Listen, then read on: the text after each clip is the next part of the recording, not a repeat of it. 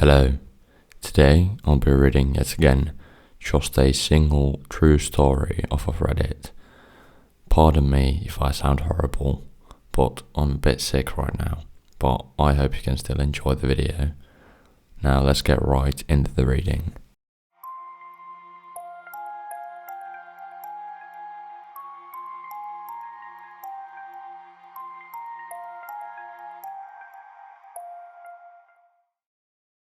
Back around 1992, I was in high school. At that time, I was a sophomore, and unlike most of my friends in school, I didn't work the typical high school jobs, like McDonald's, Taco Bell, some retail job in the mall, or work at the local grocery store. I was very good with my hands and worked jobs like construction, demolition, flooring, and auto mechanics. All of my contacts I worked under the table as I started working on some of these jobs at 14. It was beneficial for both of us as I was only called in when needed, and I was the guy willing to only work evenings and weekends. One of my contacts worked doing remodeling projects like restaurants, bars, retail shops, and typical commercial projects that would only work after hours. Like I said, that worked out for both of us because I went to school and would sometimes work after school or weekends. For this one contact, it wasn't uncommon for him to leave me alone at a site and have a list of things for me to do alone, mostly demolition work. I did this while the other crew was doing the installation or remodeling work. I was the kid, but had their respect because I did what I was supposed to do and did the work of a man without any complaints. I got paid good, and in one night I could make more money than my friends did working all week at McDonald's. This one instance, I got a call from the guy I worked for, and he said he had a project for me and if I could work the following Saturday. I said yeah, sure. He said to be sure to bring food and lots to drink, as there was nothing nearby. I used to have a small cooler and would fill it with drinks like Cokes, Gatorade or whatever, plus chips and a couple of sandwiches. Back then, I could eat a whole pizza by myself and burn it all off. He picked me up that Saturday morning, as I didn't have a car or license yet. So he would pick me up and drive me to the sites for work and leave me alone there. I rarely worked with the other crews, as they were more skilled labour guys. I was just the tear-out kid. Here is the part that was my major downfall to this story. I didn't pay attention to where we were going. I was too busy talking to him, and I think we were talking about cars. You see, at the time, my goal was to save up enough money to buy an old muscle car and rebuild it. It took a long time to arrive to the site. As we drove up, it was in the middle of nowhere. Now, you may not think California has places like that, but back in the early 90s, out in the Mojave desert, yes, it was big plots of land and homes more than a few city blocks apart. I knew we left the highway and went down a few other two-lane highways for a long distance. I remember he asked me about my drinks, and he pulled out a brand new jug of water that he had in his truck that looked like it had been there for a while, and told me to take it with me just in case. He said that the water to the house I would be working at was off. As we pull up to the property, he's in a hurry to drop off tools and get to another work site, so I hurry up and help him with things like breaker bars, shovels, pry bar, hammer, broom, several big trash bins, and a small tool bag that I often had with me. He tells me that he will be back to pick me up at about 5 to 6 p.m. as there is no electricity to this site either, plus it should only take me till then to do what I needed to do. That was always his way of saying, I am only paying you till this time, so you better get everything done by then. It was never too outrageous, and we always had a good understanding on time and tasks. He drove away, and I am at this property all alone. I walk into the house. It's mostly empty. My job was to remove all the remaining furniture, contents and appliances, remove all the flooring, got the kitchen and bathrooms, and remove all the wood paneling. This project was going to be like what we now call a flip. They were going to fix it up and sell it. Almost immediately I get kind of spooked by the place. It was very odd. Now mind you, I am used to being on site alone working all night. This was the daytime on a Saturday and bright outside. However, the house was old, dark, musty and kind of cool inside. The kind of cool that gives you the goosebumps. To add to the spook factor, let me describe what I remember about the house. Imagine walking back in time to the 60s or earlier. Dark green carpet that looked like matted down broccoli, pine wood everywhere that had a darker stain to it. The wood paneling wasn't the kind we used in the 80s, sheet paneling, but actual board paneling, tunged and groove.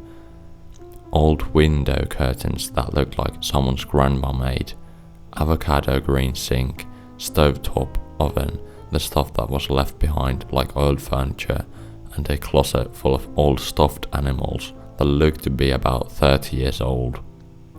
The style of this house was like an old western ranch, as there were wagon wheels inside and outside of the house.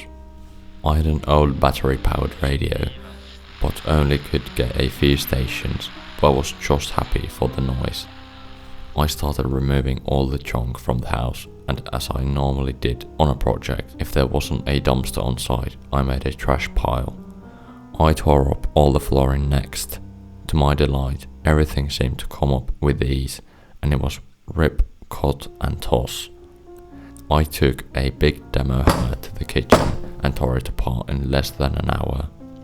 I ended up using that big jug of water that my boss had given me to wash my hands and face periodically, but by late noon, as most who know the desert, the dryness also starts to take the moisture from you, especially if you are working in it. So by late afternoon, I am down to my last drink and I had apparently ate everything I brought. No worries, I thought. The guy should be here in a couple of hours to pick me up. As the time gets closer for them to arrive, I am all done with my tasks. I even sweep the entire place and it's now ready for the rehab crew to get to work, making this place look modern. The time of year I was out here, it wasn't typical hot desert day, but you know, in the desert as soon as the sun goes down, it starts to cool rapidly. I had a flannel shirt, but that wasn't enough, and it was starting to get dark. This was the time before cell phones were common, and well, there was no electricity, water and phone service to the house. I climbed up to get on top of the roof of the house to get a better look, to see if I can see something in the distance, and what looked like miles down, I saw a smaller road that this dirt road led to, and a few homes, but those homes were all in dark. My first thought was to hike down to a neighbour's house and ask them to use the phone. The nearest house, no one was home, and this house also looked abandoned. If you remember, the early 90s was the start of a decline of the economy and recession, so it wasn't uncommon for a lot of foreclosed homes in a tract of homes. A lot of those I worked on at that time. I started to think about my options as the darkness fast approached. One was to stay at the house until morning, to hike with what little water I had, a few miles in the dark Mojave night. 3. Wait until early morning and hike out of there to some sort of civilization. It also suddenly occurred to me that no one knew where I was except my boss. I don't know if he had told anyone else where I was, and certainly my family wouldn't miss me until maybe Sunday night, but I didn't even tell them I was going to work there. They knew me and how much I would work to save up for my car, that they never worried about me coming home.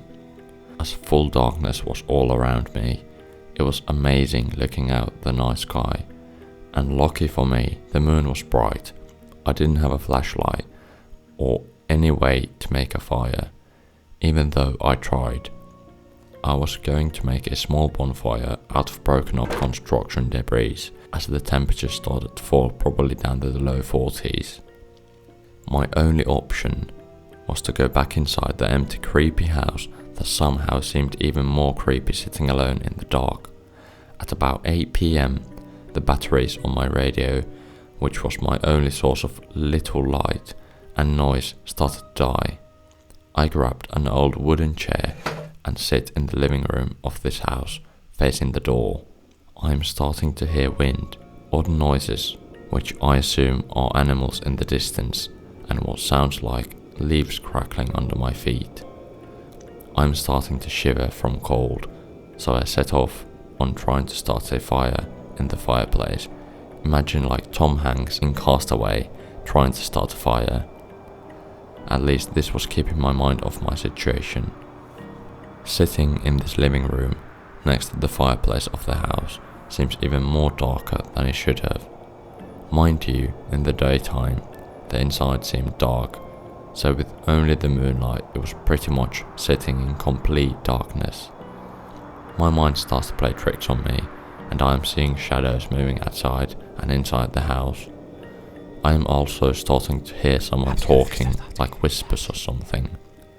I get up from my chair and yell out, "Hello?" And just as I do, I hear something fall from the other side of the house. I run over to the door and go outside again. At least in the moonlight I can see better. In the distance I hear noises and see movement, but I can't make it out. I have my pile of tools by the edge of the house, ready for when my boss picks me up, so I run over there, grab a Big Daddy. It was my heavy pry bar that I used in demo. I was ready to defend myself for who or what was out there. I have to keep moving, because my undershirt and flannel shirt wasn't enough to keep me warm. The wind was also starting to pick up, and for as far as I could see, no lights around me. I didn't want to try to make it up on the house again, out of fear of falling in the dark, but I get up on top of the gate just to try and gain a little bit of altitude to see if I see some house lights nearby or car lights. My mind went to the stories that circled around at the time about how people would come up to the Mojave desert and bury bodies, how there were Satanist groups out here, and how people would go missing for no reason out here. Every noise had me on edge, and every shadow had my heart pounding. Now, I knew no one was in that house, but I swear I would hear noises from inside. I huddled up on the front porch, looking in the living room window, expecting to see someone at any moment.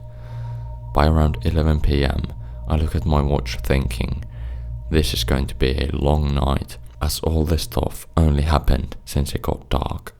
I don't know how I'm going to make it another 6 hours till daybreak. I start thinking, the moment it gets to be daybreak, like the moment lights start to appear on the horizon, I am going to take the little water I had left and walk east. I knew going east I would eventually make it somewhere. The dirt road I was off of, I knew that direction led to a paved road. Closer to midnight, I am wide awake. My eyes are fixed on the dirt road, thinking that any time now a car would come down it and maybe they can call for help for me. I remember casually turning to look back into the house, as all this time I keep hearing noises, but telling myself maybe a rat or some animal. I see a shadow of a person move from the kitchen to down the hall. I jump up from sitting down and was like, that is not an animal, that is a human. I start backing my way out of the porch towards the pile and trip over debris and fall down to the ground. I get up but fall again. It was like something pushed me down, or my imagination, but all of a sudden these bright lights are coming closer to me as I am laying on the ground. I jump up and it's my boss. He's looking at me like, what the heck are you doing? I was just so glad to see him. I wasn't mad or anything, just asked him what happened. He said that he was sorry, but he thought the other crew was coming to get me, and they thought that he was coming, so no one actually came.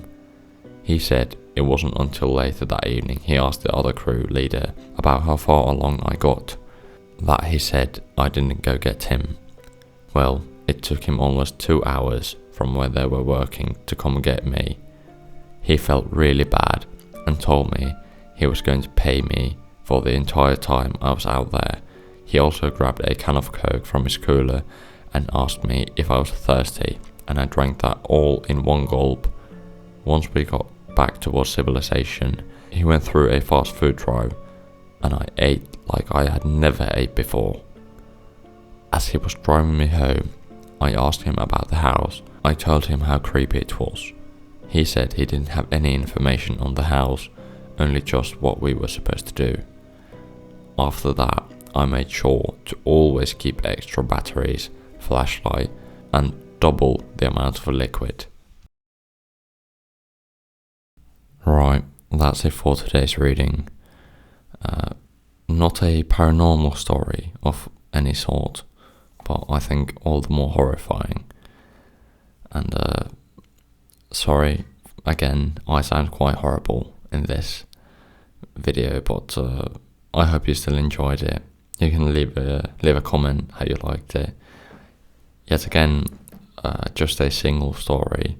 This one was quite long. I told you I was going to go back to the 3-story format, but I don't want to cram 3 stories into a video that's over an hour long. But I mean, if you'd like that, please tell me in the comments, and I might do that as well. But yeah, thanks for watching. Bye.